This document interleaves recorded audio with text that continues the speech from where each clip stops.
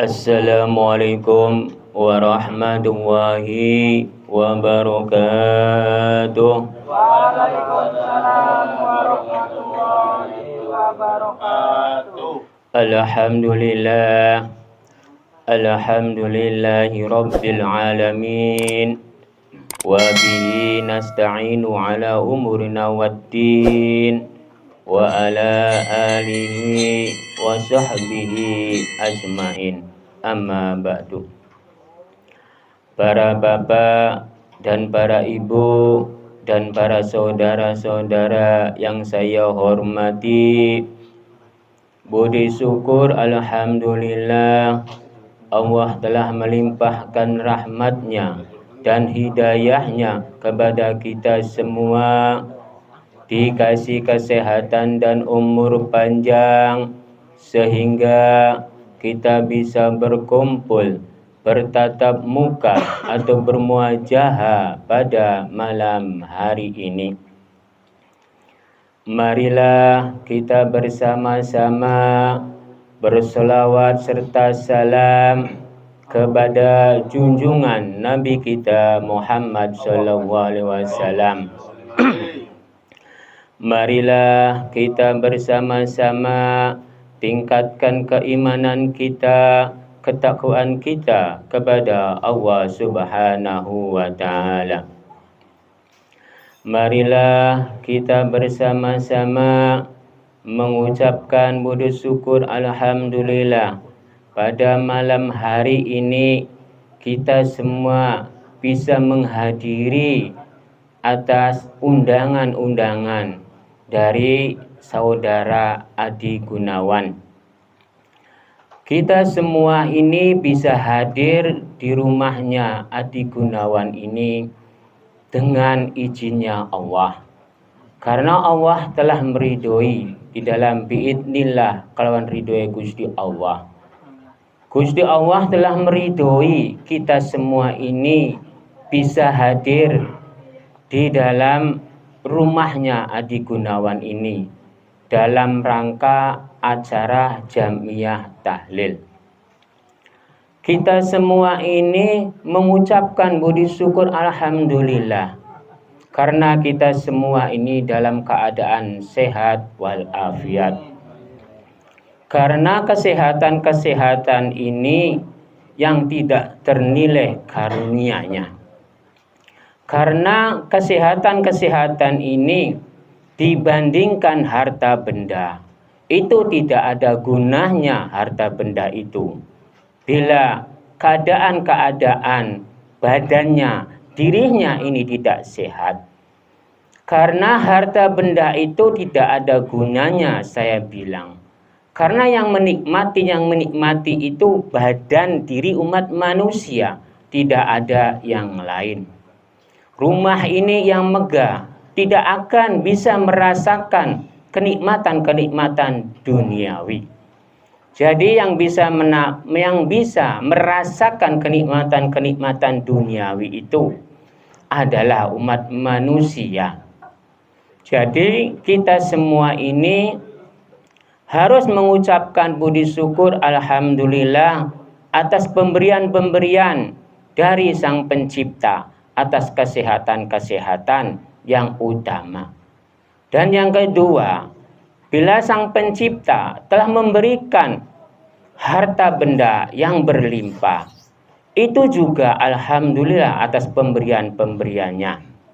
Bila umat manusianya sehat, hartanya banyak, berarti umat manusianya itu bisa merasakan kenikmatannya. Bila umat manusianya hartanya banyak, tapi dirinya itu tidak sehat, dia tidak akan merasakan kenikmatan tentang hartanya itu. Jadi kunci umat manusia itu adalah kesehatan. Karena kesehatan itu bisa melakukan apapun, tentang apapun, kegiatan apapun. Seperti kegiatan pada malam hari ini dalam rangka Jamiah Tahlil. Di dalam Jamiat Tahlil ini kita akan membahas walakum. Walakum ini udah tercantum di dalam kitab Nurjati. Kita semua ini akan membahas walakum di dalam kitab Nurjati. Walakum itu maknanya lingkungan, jalan, ujung Gusti Allah gawe Muhammad. Kita semua ini di dalam lingkungan-lingkungan kebahagiaan. Karena wawu jabarwa ini maknanya lingkungan. Kita semua ini di dalam lingkungan-lingkungan kesehatan. Lingkungan-lingkungan kebahagiaan pada malam hari ini. Saya bertanya terhadap para jamaah. Para jamaah bisa menghadiri di dalam rumahnya Adi Gunawan. Bahagia atau tidak para jamaah? Bahagia. Dan terhadap Adi Gunawannya yang telah dihadiri oleh para jamaah atau para tetangga atau para saudara-saudaranya. Bahagia atau tidak Adi Gunawan? Jelas bahagialah. Karena di dalam lingkungan-lingkungan kebahagiaan, di dalam lingkungan-lingkungan kesehatan, kita semua ini bahagia. Kita semua ini sehat. Karena kita semua ini udah saling hormat menghormati, saling harga menghargai. Di antara manusia dan manusia, di antara umat dan umat, di antara rumah tangga dan rumah tangga. Agama Islam ini menganjurkannya, mempereratlah silaturahmi di antara manusia dan manusia. Karena silaturahmi itu ajaran-ajaran dari Kanjeng Nabi Muhammad SAW. Kanjeng Nabi Muhammad SAW itu mengajarkannya adalah kebaikan-kebaikan di dalam perjalanan-perjalanannya. Kanjeng Nabi Muhammad SAW itu mengajarkannya dalam kebaikan-kebaikannya. Karena di dalam kebaikan-kebaikan itu akhlak-akhlak yang lebih terdahulu ditanamkannya, bukan agama-agamanya. Kita semua ini harus menanamkan akhlak dan budi pekerti. Karena budi pekerti dan akhlak itu. Karena di dalam kitab Nurjati, kitab-kitab itu adalah adab umat manusia. Adab umat manusia itu harus memiliki akhlak. Bila umat manusia tidak memiliki akhlak, tidak memiliki adab, berarti umat manusianya itu tidak memiliki amal budi pekerti. Kanjeng Nabi Muhammad SAW itu mengajarkan tentang agamanya, tapi yang diutamakannya adalah siar-siar kebaikannya, siar-siar amal budi pekertinya, siar-siar akhlaknya, bukan agama-agamanya. Jadi saya mau bertanya terhadap para jamaah. Agama bisa mengajari enggak terhadap umat manusia, para jamaah? Ya. Agama-agama itu tidak mungkin bisa mengajari terhadap umat manusia. Karena agama-agama itu hanya sekedar tulisan, yaitu agama. Yang bisa mengajari terhadap umat manusia adalah ajaran-ajaran agamanya, ajaran-ajaran Kanjeng Nabi Muhammadnya. Jadi kita semua ini harus mengikuti ajaran-ajaran agamanya, ajaran-ajaran nabinya. Jadi saya mau bertanya lagi terhadap para jamaah. Para jamaah apakah mengikuti agama-agamanya? Apakah mengikuti nabi-nabinya? Mengikuti ajaran. Yang benar itu adalah mengikuti ajaran-ajaran agamanya, mengikuti ajaran-ajaran nabinya. Karena agama-agama itu tidak bisa mengajari tentang apapun, hanya sekedar tulisan agama. Bila nabi, kita mengikuti nabi, nabinya kan udah mati. Jadi kita semua ini tidak mungkin mengikuti nabi, karena nabinya udah ada di alam kubur. Kita semua ini harus mengikutinya, adalah ajaran-ajaran nabinya. Karena ajaran-ajaran kayak Nabi Muhammad SAW semenjak terdahulu sampai sekarang itu masih ada. Tapi kalau jasadnya kayak Nabi Muhammad SAW itu dipastikan udah lebur. Karena jasad kayak Nabi Muhammad itu milik alam, roh itu milik Gusti. Jadi jasad-jasad umat manusia itu bila udah mati dipastikan udah lebur. Tapi kalau ajaran-ajaran kanjeng Nabi Muhammad SAW itu tidak akan ada habisnya sampai yaumil kiamah. Karena ajaran-ajaran kanjeng Nabi Muhammad SAW itu terus menerus dilestarikan oleh pengikutnya, oleh umatnya, oleh kaumnya, selalu disenandungkan, selalu diajari tentang ajaran-ajaran kayak Nabi Muhammad SAW. Lalu diperluas oleh para sahabatnya, oleh para alim ulama, para kiai, para ustadz, dan yang lain-lainnya. Semuanya itu yang mensiarkan ajaran-ajaran kayak Nabi Muhammad SAW itu adalah seorang para sahabat, seorang para aulia, seorang imam, seorang para alim ulama, kiai, ustadz, dan para gus-gus, para buya-buya, para habaib. Itu yang mensiarkan tentang agama-agamanya, tentang ajaran-ajaran kayak Nabi Muhammad SAW.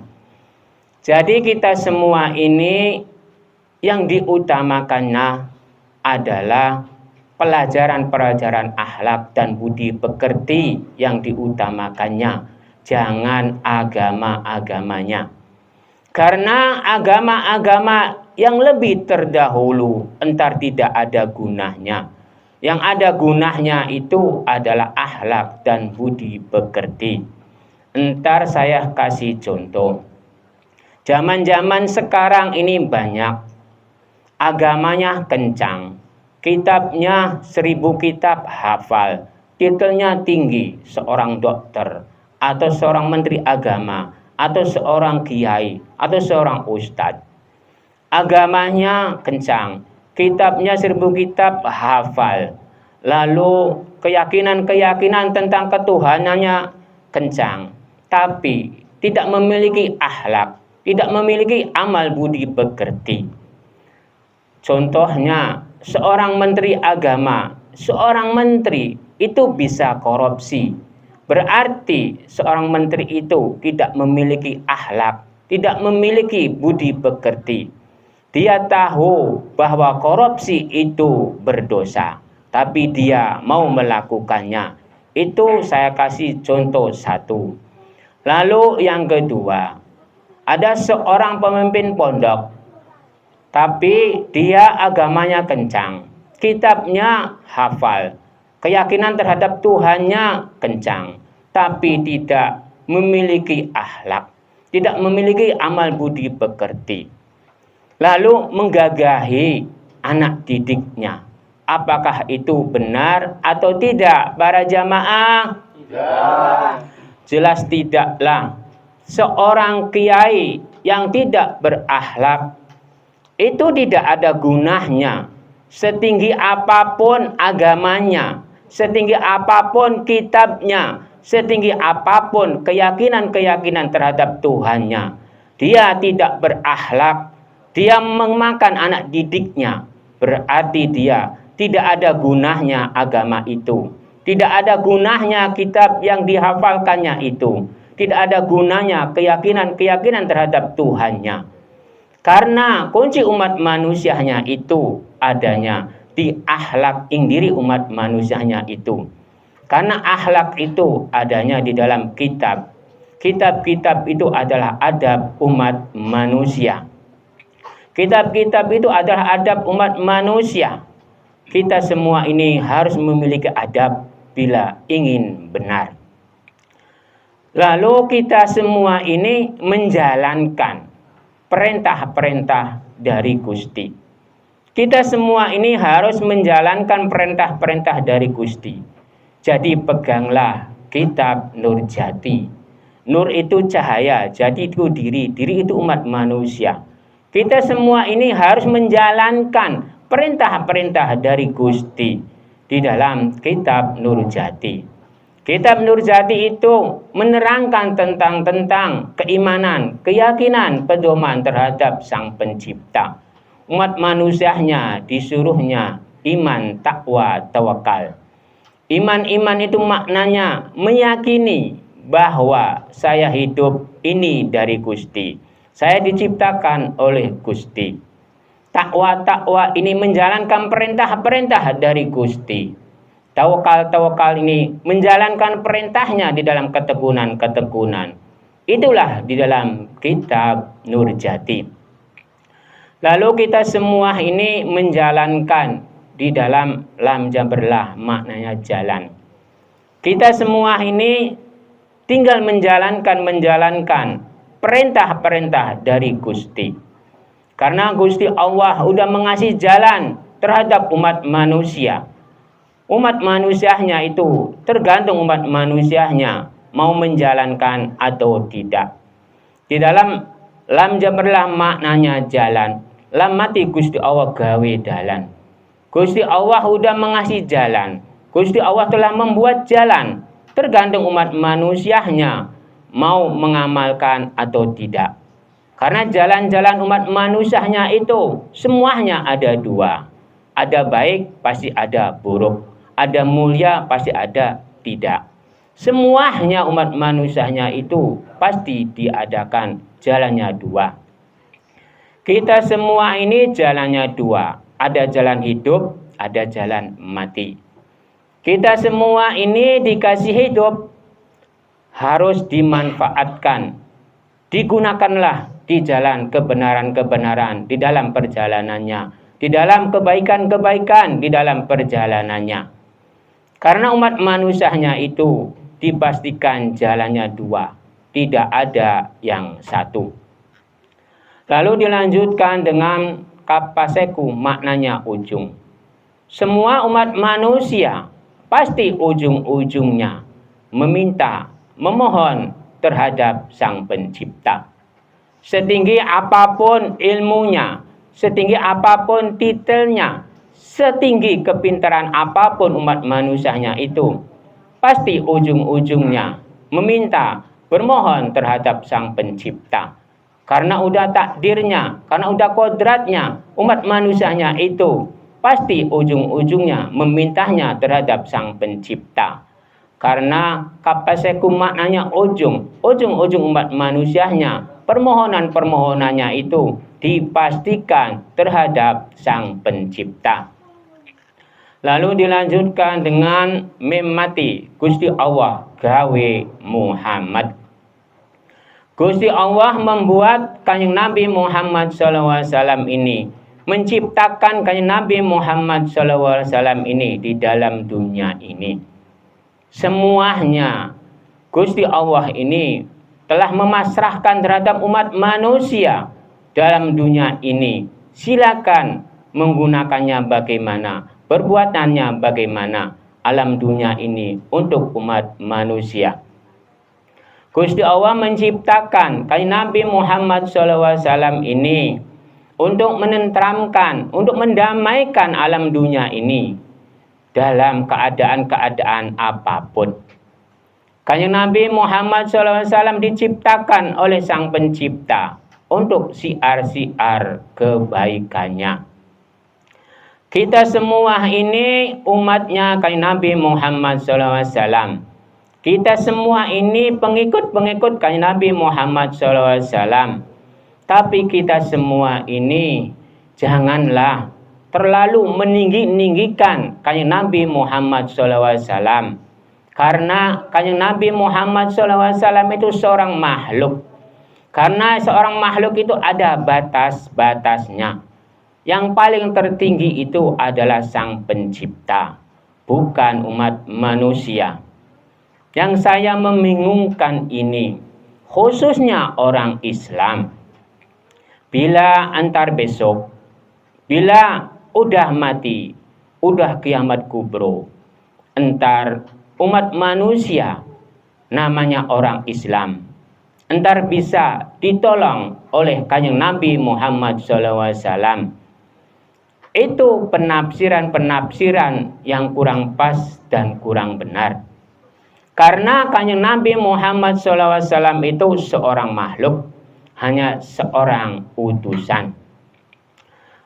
Entar umat manusia itu ditolong oleh Kanjeng Nabi Muhammad SAW itu dengan syafaat-syafaatnya. Syafaat-syafaat itu maknanya permohonan-permohonan dari Kanjeng Nabi Muhammad SAW itu terhadap Sang Pencipta. Permohonan-permohonan umat manusia itu ada yang dikabulkan, ada yang tidak. Yang saya membingungkan lagi yaitu Kanjeng Nabi Muhammad SAW itu kekasih Allah. Selalu permohonan-permohonannya itu dipastikan dikabulkan, dipastikan diberikan. Penafsiran-penafsiran seperti ini kurang pas dan kurang benar. Karena penentuan-penentuan tentang hablum minallah itu hakiki, hak yang pasti, haknya Gusti, bukan hak-hak makhluk-makhluknya.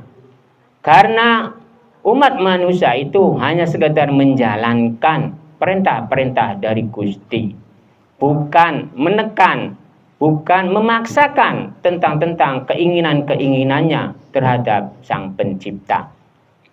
Karena di dalam kitab Nurjati, dalam Ainwin, insatuhun yang pangeran berhak, yang hakiki terhadap urusan-urusan hablum minallah antar besok itu adalah Gusti. Lalu dilanjutkan dengan alif jabar a ing atase Gusti. Yang mengatasi segala sesuatu itu adalah Gusti, bukan makhluk-makhluknya tentang urusan hablum minallah.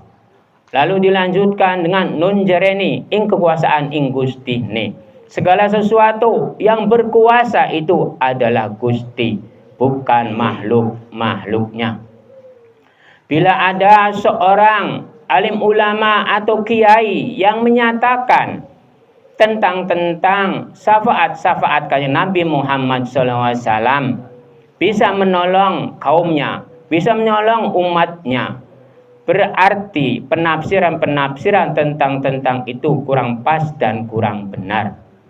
Yang bisa menolong diri kita ini adalah diri kitanya, bukan Kanjeng Nabi Muhammad SAW. Karena yang berbuat itu bukan Kanjeng Nabi Muhammad SAW. Yang berbuat kesalahan dirinya, yang berbuat kebenaran dirinya. Tidak mungkin perbuatan-perbuatan kita ini dilimpahkan terhadap para jamaah. Saya mau bertanya terhadap para jamaah. Seandainya saya melakukan kesalahan-kesalahan, lalu saya melimpahkan terhadap para jamaah, benar atau tidak para jamaah? Tidak. Jelas tentu tidaklah. Segala sesuatu perbuatan-perbuatan itu semuanya yang menanggung itu dirinya, bukan orang lain. Jadi bila ada seorang yang bilang seperti itu, bahwa khususnya orang Islam entar ditolong oleh Kanjeng Nabi Muhammad SAW, berarti salah besar, berarti bohong besar. Jadi saya bilang seperti ini. Jadi saya mau bertanya terhadap para jamaah. Kanjeng Nabi Muhammad SAW ini masih hidup atau udah mati para jamaah? Mati. Kanjeng Nabi Muhammad SAW ini udah mati. Kanjeng Nabi Muhammad SAW ini udah mati. Apakah mendapatkan nikmat? Apakah mendapatkan sengsara? Para jamaah ini tahu atau tidak? Para jamaah? Di alam kubur itu tidak ada yang tahu tentang apapun. Karena orang yang udah mati itu tidak ada yang kembali. Karena semua hidup pasti ada mati. Semua sehat pasti ada sakit. Semua mendapatkan kesenangan pasti mendapatkan kesusahan. Aslinya tentang kenikmatan-kenikmatan, tentang kesengsaraan-kesengsaraan di dalam dunia ini, adanya di dalam dunia ini. Surga nerakanya umat manusianya ini sebenarnya adanya di dalam dunia ini. Surganya jasad adanya di dalam dunia. Sengsaranya jasad adanya di dalam dunia. Jadi kenikmatan-kenikmatan umat manusianya itu adanya di dalam dunia. Bukan nanti-nanti, bukan di alam kubur. Kalau alam kubur itu kenikmatan-kenikmatan roh, kesengsaraan-kesengsaraan roh. Bukan kenikmatan jasad, bukan kesengsaraan jasad. Karena jasad-jasad ini milik alam. Karena terciptanya jasad umat manusianya ini adalah di dalam dunia yang pertama kalinya. Jasad umat manusianya ini terciptanya di dalam lingkaran wujud alam rahim. Lalu keluar di dalam alam rahim itu adanya di dalam dunia. Barulah umat manusianya itu merasakannya di dalam lingkaran wujud alam dunia. Jadi surganya umat manusianya itu sebenarnya adanya di dalam dunia. Surganya roh atau nerakanya roh itu adanya di dalam kubur, siksa atau tidaknya. Karena roh-roh itu milik Gusti. Kalau jasad-jasad itu milik alam. Jadi kita semua ini harus menyadari tentang roh, tentang jasad. Bila kita semua ini mengakunya orang Islam, kita semua ini mengakunya pengikut Kanjeng Nabi Muhammad SAW, umatnya, pengikutnya, kaumnya. Jadi kita ini harus berhati-hati di dalam perjalanannya. Karena semua pengikut Kanjeng Nabi Muhammad SAW itu, entar yang ditimbang itu dirinya, bukan Kanjeng Nabi Muhammadnya. Karena yang berbuat baik dirinya, berbuat jahat dirinya, bukan Kanjeng Nabi Muhammad SAW. Jadi Kanjeng Nabi Muhammad SAW itu entar ditimbang sendiri. Kita ditimbang sendiri atas kebaikannya seberapa, keburukannya seberapa. Kita juga ditimbang kebaikannya seberapa, keburukannya seberapa. Bila ada orang yang menyatakan kaum Kanjeng Nabi Muhammad SAW entar mendapatkan syafaat-syafaat dari Kanjeng Nabi Muhammad SAW. Syafaat-syafaat itu maknanya permohonan-permohonan. Permohonan-permohonan umat manusianya itu semuanya juga bisa permohonan-permohonannya. Karena permohonan-permohonan umat manusianya itu bukan nanti-nanti. Adanya permohonan-permohonan umat manusianya itu adanya di dalam dunia, bukan di dalam kubur.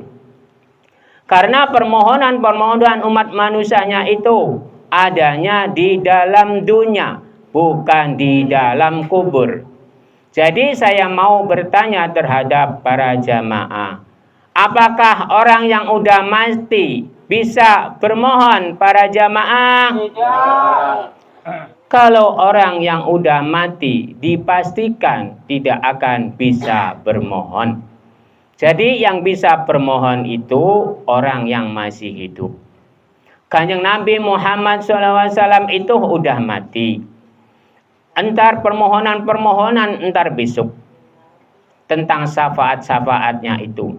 Yang tahu itu adalah Gusti. Manusia-manusia titel apapun tidak ada yang tahu tentang syafaat-syafaat, permohonan-permohonan tentang apapun. Karena di dalam kapeseku maknanya ujung. Ujung-ujung yang paling tertinggi, penentuan-penentuan makhluk-makhluk, penentuan-penentuan umat manusia, itu adalah Sang Pencipta, bukan umat manusia. Umat manusia, titel apapun, tidak bisa menentukan surga, tidak bisa menentukan pahala, tidak bisa menentukan neraka, tidak bisa menentukan dosa. Yang bisa menentukan dosa, pahala, surga, neraka itu adalah Gusti. Karena di dalam kitab Nurjati, di dalam kapaseku maknanya ujung.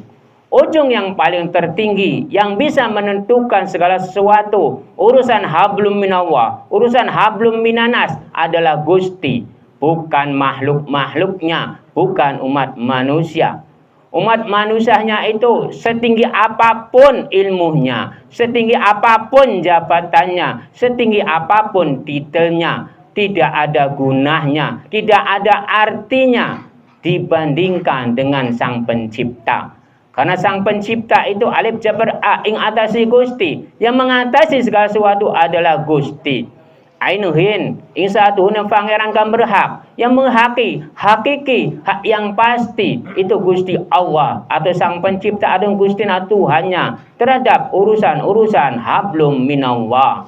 Lalu dilanjutkan dengan nun jarani ing kekuasaan Gusti ini. Segala sesuatu yang berkuasa itu tentang hablum minallah atau hablum minanas adalah Gusti, bukan makhluk-makhluknya, bukan umat manusia. Bila ada orang yang bilang, menyatakan tentang urusan hablum minallah atau urusan hablum minanas bisa mengatasi, berarti umat manusianya itu bohong besar. Berarti umat manusia itu telah mengadali terhadap umat manusia, telah membodohi terhadap umat manusia. Bila dia tahu tentang surga, neraka, pahala, dosa, antar besok, ing dirinya saja kelakuan baiknya bagaimana, kelakuan buruknya bagaimana, apakah bisa menilai atau tidak. Dipastikan umat manusia titel apapun tidak akan bisa menilai ing dirinya, apalagi ing diri orang lain. Jadi kita semua ini perbuatan-perbuatan baik atau perbuatan-perbuatan buruk itu dipasrahkan saja terhadap Sang Pencipta. Karena Sang Pencipta yang memiliki hakiki, hak yang pasti terhadap urusan hablum minallah atau urusan hablum minanas. Cukup sekian saja pengausan atau pengajian pada malam hari ini terhadap Jamiah Tahlil di rumahnya saudara Adi Gunawan. Mudah-mudahan ada barokahnya, ada faidahnya. Bila ada kata-kata yang saya tidak berkenan di hati para jamaah atau saudara-saudara yang saya hormati, saya mohon maaf yang sebesar-besarnya. Saya menyatakan ini real dan nyata. Ada kenyataannya di dalam kitab, ada kenyataannya di dalam perjalanan-perjalanan hidup. Manusia hidup itu tidak ada yang tahu entar besok. Yang tahu itu adalah Sang Pencipta. Karena hakiki, hak yang pasti itu haknya Sang Pencipta, bukan hak-hak makhluk-makhluknya. Urusan hablum minallah atau urusan hablum minanas. Wassalamualaikum warahmatullahi wabarakatuh.